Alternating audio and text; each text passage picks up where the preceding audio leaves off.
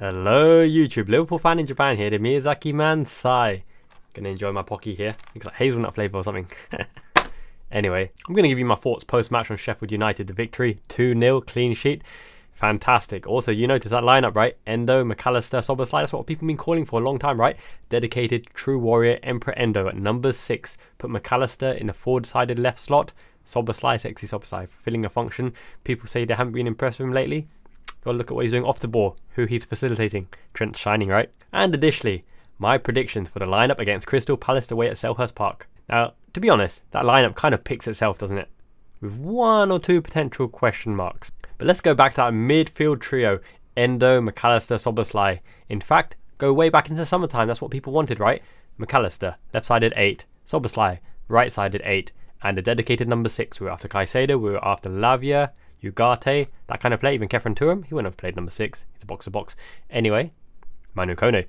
Endo became our number 6. It takes some time to fulfill that role the way that Klopp envisaged. The same as Fabinho. Fabinho, the lighthouse, had so many talented attributes. A dedicated number 6, coming from right back to number 6. And even he didn't start straight away, right? So Endo's got his time, and now he's finally arrived. Emperor Endo has arrived, and the Premier League better beware. Why should they beware? Endo has won 100% of games every time he's played in Premier League from a start. Additionally, let's look more kind of closely at it. Endo, McAllister, Szoboszlai, 2 wins out of 2. I'm only going to judge it from now on when those 3 specifically start together, because Gravenberch is still a wild card, Curtis Jones up and downs, peaks and troughs, Harvey Elliott for all his tactical brilliance as well. He's still coming to prominence as well, and he's probably better off the bench for now. Yeah, so when Endo, Szoboszlai and McAllister start, let's have a counter for it. 100% victory so far, 2-1 win against Newcastle. Endo I know was subbed off, but still, he started against Sheffield United. He's probably man of the match, or second man of the match behind a resurgent Virgil van Dijk, right? Wow, and we needed that resurgence because Matip, unfortunately, will be out for the season, most likely. Might have a cameo appearance at the end of the season. I love that giraffe. My God, that galloping giraffe. He was quality at times. He was our best centre-back by far. Massively underappreciated, under-cherished, because this summer, a lot of people were trying to chase him out. No, Klopp loves the man. The squad loves the man. He's hilarious. Chalco, right? His expressions. Gotta love Matip. Van Dijk's got that love, you know, snoo with Matip as well. We love Joel Matip. He's probably top 3 free transfers of all time in Liverpool. You might be talking Gary Mack, James Milner, Giraffe Matip. Sounds about right. Let me know if I've missed anyone out on free transfers. But saying that though, it wasn't particularly pretty against Sheffield, but it doesn't need to be when you're away with these strugglers, scrapping and fighting for every point. They want to make it into a junk ball garbage game, and by junk ball, balls pinging around anywhere, very unpretty, closing off the lines, being congested, being tight, being low block, right? And while they're coming up, we managed to avoid the manager bounce resurgence, scrape a 1-0 victory, that kind of thing. Liverpool professional performance, and we're right up there. And do you know, in the goals for and against is a goal difference, that's how you say it, we're ahead. I think we're ahead by like 1 goal or something. We're second and ahead of the rest. Additionally, our mentality to go for wins is so important because, as you notice, Manchester United are like right there with Tottenham, right? I think they're on equal points, and they're like 3 points behind Man City, and they're having a garbage junk season. Why? Because they don't draw. I said this so many times in my previous videos. A draw is useless. It ain't good for nobody. Okay, sure, 1 point is better than 0 points, but you don't want to fight for 1 point. You want to fight for 3 points every time, because if you get 3 points, that's the equivalent of 3 draws without 3 games out of your season. So why settle for a draw? Go for the loss. I don't care if you get the loss, if you go gung-ho and try to get a win, because 1 win makes up for 2 draws, which is 2 games out of your season, because 3 points better than 2 points. So just get 1 win out of those games. 1 win out of 3 games is the equivalent of 3 draws. Make sense? Anyway, let's get on to the lineup, okay, for Crystal Palace. Crystal Palace, pacey, threatening, Roy Hodgson. Hodgson. Oh, dark times at Liverpool. Dark times. That transfer policy. Oh. Paulson coming, Konchesky. Hi caramba. Yeah, anyway, let's not talk about dark times. It's positive times. Klopp version. I tell you what, if this is Klopp 2.0, Liverpool 2.0, and this is the starting, you know, lineup, the starting squad, the building blocks of 2.0, this is fantastic. This is one of the strongest squads in the Premier League today, and this is the starting point. We're only going to add to it, and I trust this transfer committee. Centre back in, backup right winger in. People want a right back. I don't really want a right back that much, to be honest. I said why in the previous video about Trent anyway. But yeah, let's go into a dedicated transfer window chat in a different video as well. And also, I'm keen to hear your opinions on who we need, what we need, how it will affect the system. I might get some guests in to talk about it on a podcast as well. I'm doing that now, right?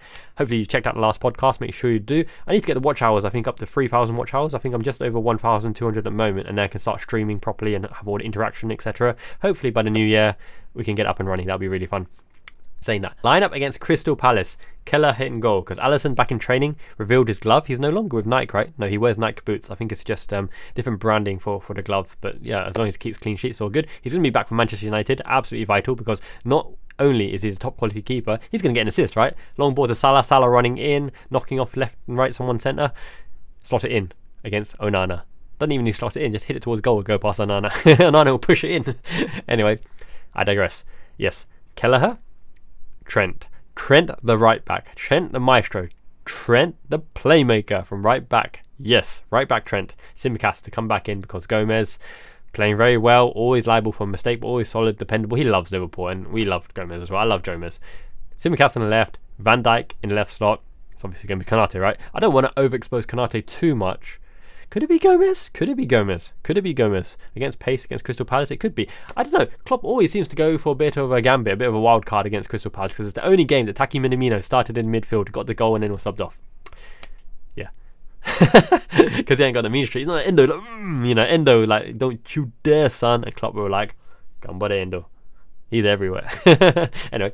Yeah. Endo. It will be Konate. I think it will be Konate at least. Endo in the 6th role to facilitate the players to go and do what you do.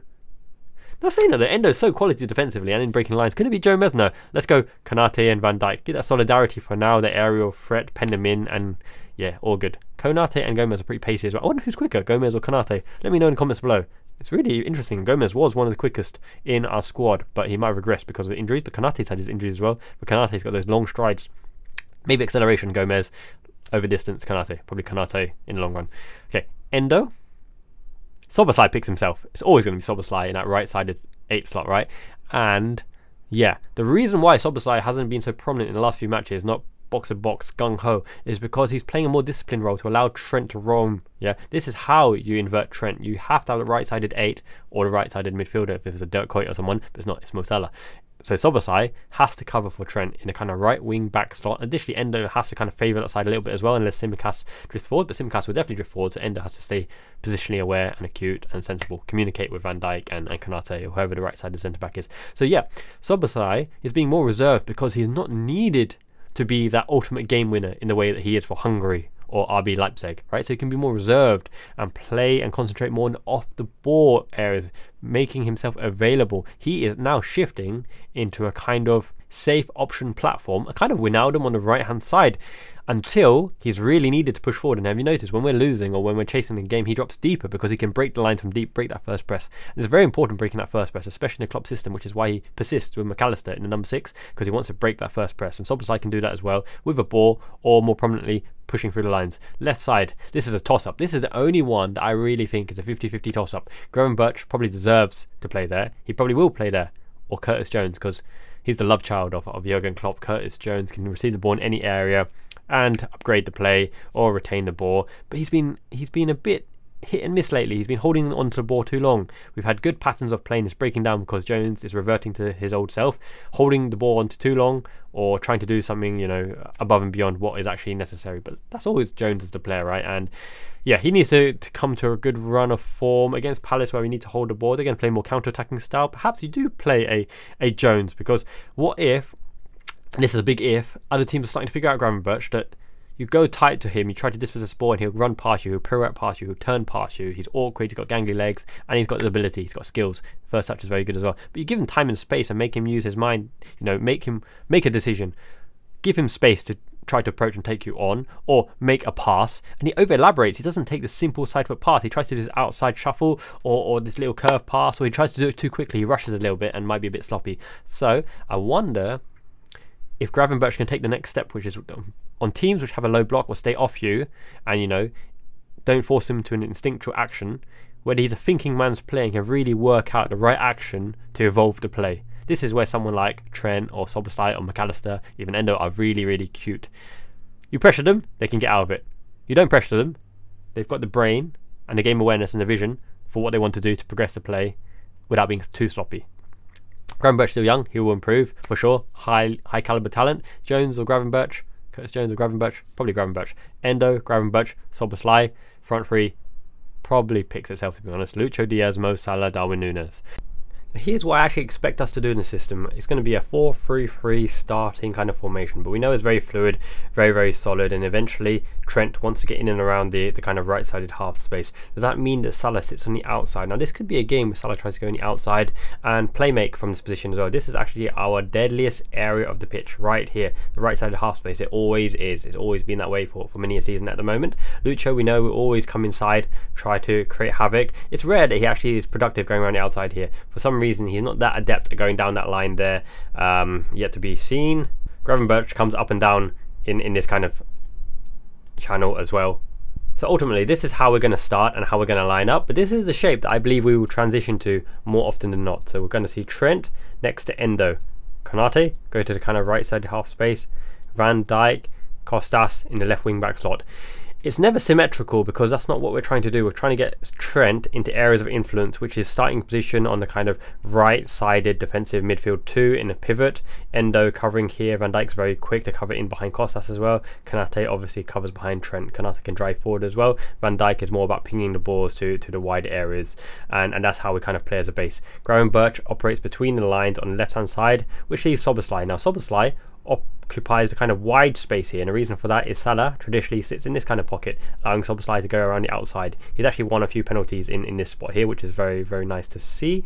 So this is traditionally the shape they're going to try to get to. Trent being their kind of key man, delivering the balls, playing the vision, seeing the opportunities as well. What does that mean? It means if we're predominantly overloading the right hand side, which we usually do, Núñez sits in and around the back post trying to cause havoc. Lucho Diaz picking up in and around the pocket there, playing short balls with Gravenberch. We never really overload the left hand side completely, except when Robertson's going down the line for an overlapping run. But traditionally this is how we set up, because we like to push Trent more forward, and then we end up with this kind of shape.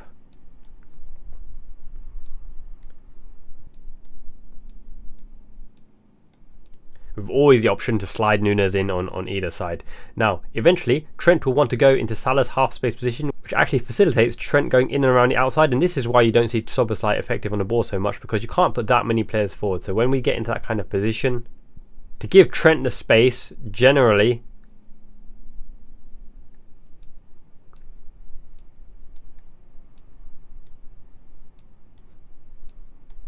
we end up with this kind of position, this kind of really interesting half-court press in opposition area, especially against Crystal Palace, because they will be penned back. They will have spells where they're completely dominated out of possession, and here is what you have. You have Gravenberch trying to play your 1-2s and getting a shot in and around the area, Núñez being a menace, anything that drops a bit of a dirt baller, Lucho close ball control similar to Salah, trying to make things happen, trying to slot the ball across, predominantly for Núñez to get a goal. Now what happens when we're really under the cosh and we want a goal in the final moments? They're going to counter attack. We've got pace around and back. Probably Konate can cover that flank himself. He's a beast physically and very fast. Van Dijk probably cover more for Costas, who's good going back but not as quick as Van Dijk.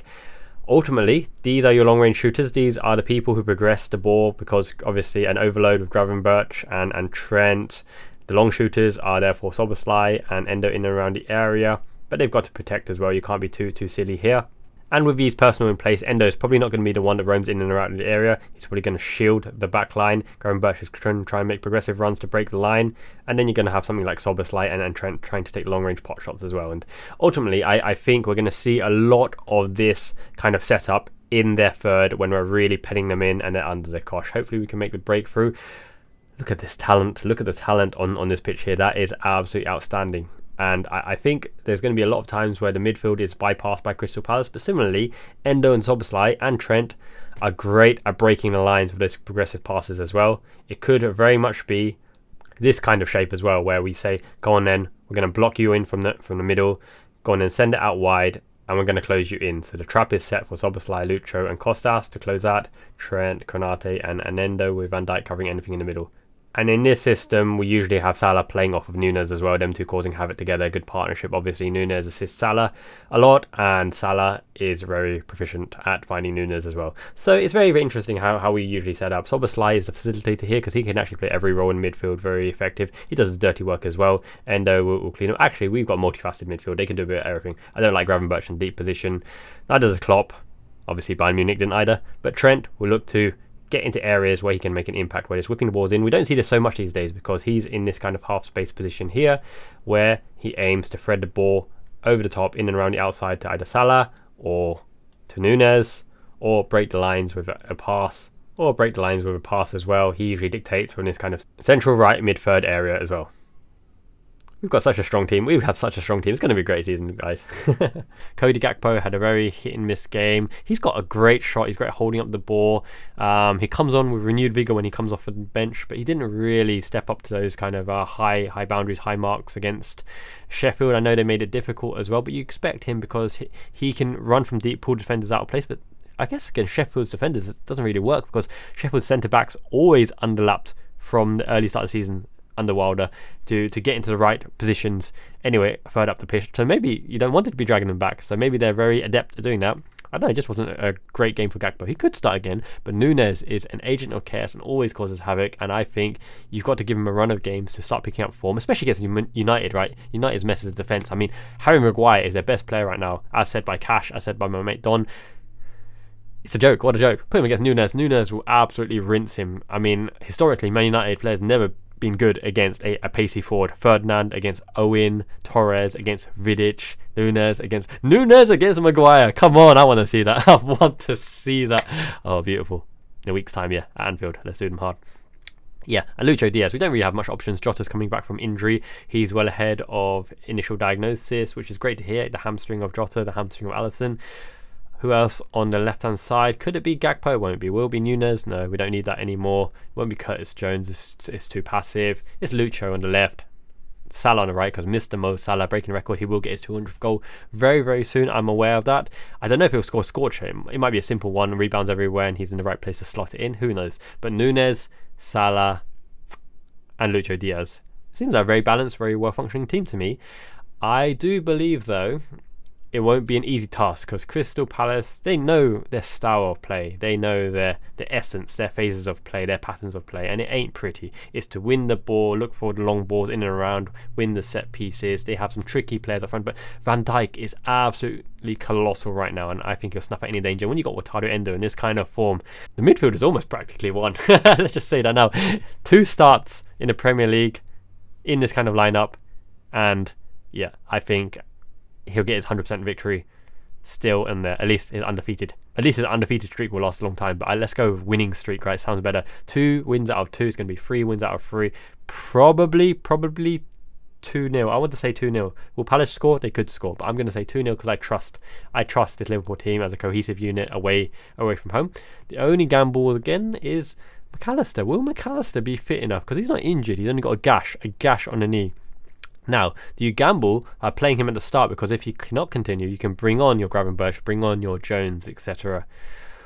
Could even start at 6. You know, are we wrong? Is Endo going to be rested? Who knows? Let's see the lineup.